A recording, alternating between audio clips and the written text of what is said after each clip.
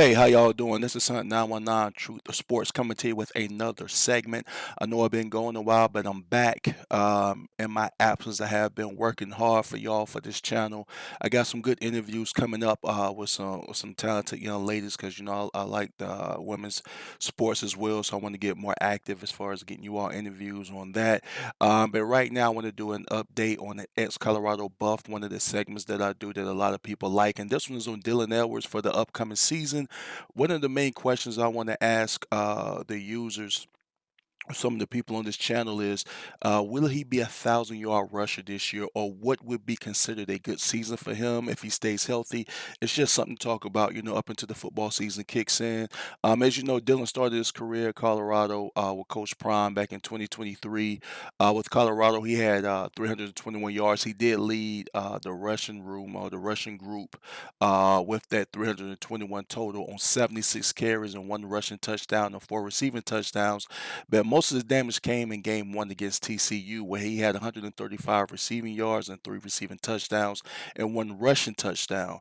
But since then, as you all know, if you followed the season, he was really used after that. His production went way down, and it went down so much to the point that he ended up transferring to Kansas State.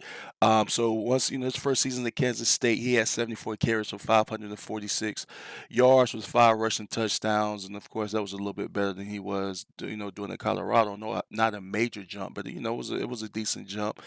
He was mostly the second and third option. I say that because DJ Giddens ran the ball 205 times, and the quarterback ran the ball 113 times, and then Dylan ran 74 times.